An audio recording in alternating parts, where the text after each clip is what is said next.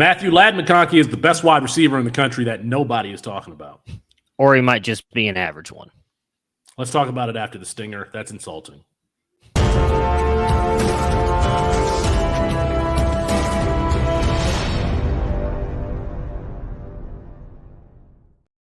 It's Felix Sharp here at Sharp Review on Twitter. That's Matt Bruning at SportsFanaticMB for CampusToCan.com. If you like this video, go ahead and hit the subscribe button and like it. You never want to miss any of the content that we're dropping.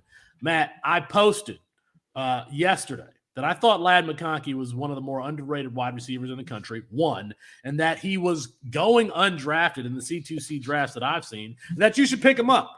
That opinion was based largely on two reports, one on On3, one on 24/7 Sports, that said that he's considered a top 50 draft prospect for this upcoming draft class. That's second round, potential for this guy that nobody's talking about. Matthew, why do you think so many people hate Ladd McConkey? I mean, I think it's a variety of things. I personally don't think he's got an elite standout trait that separates him from some of the rest of the class. The Georgia moniker on him, I also think, does not help. It's just not typically a high-volume passing attack that puts up a lot of production. So when you look at what he's done at the college football level, people will kind of knock him for that. Georgia's very well known for their defense and their rushing attacks. But I think the lack of production as well is going to hurt him. I also think it's a semi-weak wide receiver class, if I'm being honest. I mean, 21.2 miles per hour, according to Real Analytics. You're going to tell me he doesn't have an elite trait. I tell you what the problem is, Matthew. The problem is that he's a three-star recruit, and people are so infatuated with stars in recruiting that they don't believe you can be a good football player if you don't have a 4-star or a 5-star next to your name. Ladd McConkey is one of the best slot wide receivers in the country. Slot wide receiver. He can uncover quickly. He can run after the catch. He has really solid and reliable hands. I don't really get it. Oh, by the way, he can also return punts. It was last in his second year as a starter, 762 yards receiving.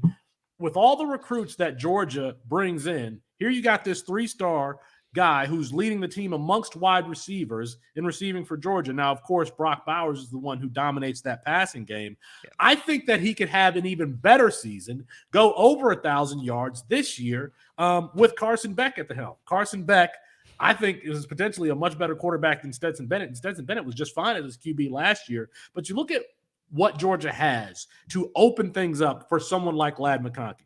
Ra Thomas transfers in from Mississippi State. He can stretch the field. Arian Smith is legitimately one of the fastest players in the country. He can stretch the field. They bring in Dominic Lovett from Missouri. Dominic Lovett has a similar skill set to McConkey, but I think McConkey's going to dominate the slot. So you got two field stretchers on the outside. You got someone who can stretch the seam in the middle in Brock Bowers.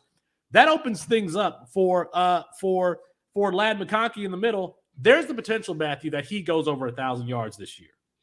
I mean, the potential is there, but you mentioned he is a slot wide receiver. He doesn't do that a lot for Georgia. You can look right here on this graphic. He's actually played 68% out wide for Georgia, only 31% in the slot. Now, he does have a fairly impressive ADOT at 11.4 yards, 2.34 yards per route run. All of that is fairly impressive.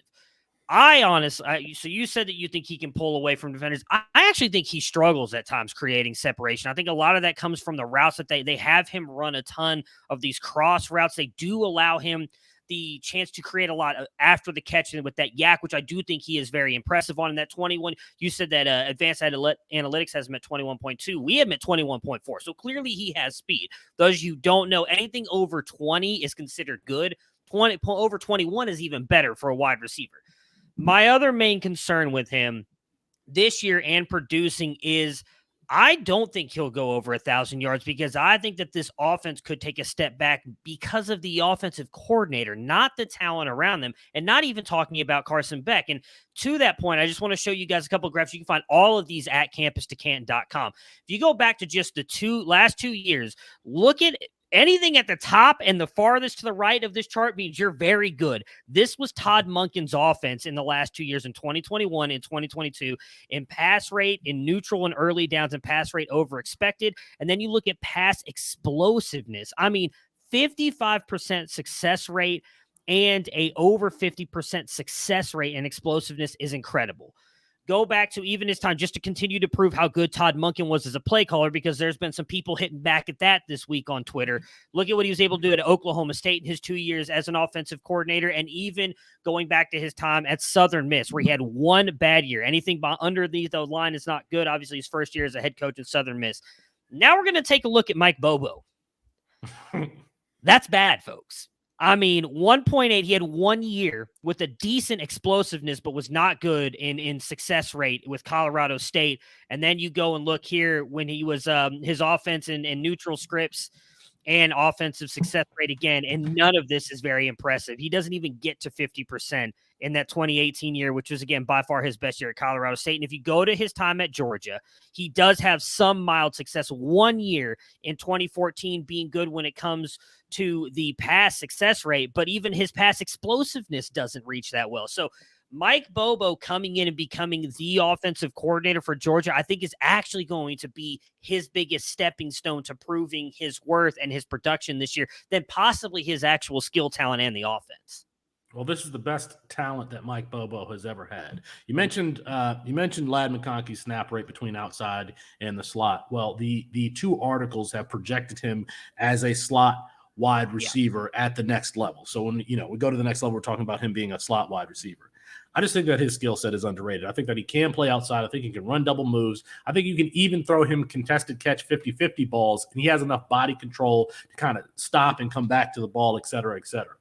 If he is a slot wide receiver and that's a complaint, I don't see that being a complaint for Josh Downs last year or for one Jackson Smith-Njigba, whoever somebody seems to love, who was predominantly used as a slot wide receiver at Ohio State, and that's what we would project for him for the Seattle Seahawks.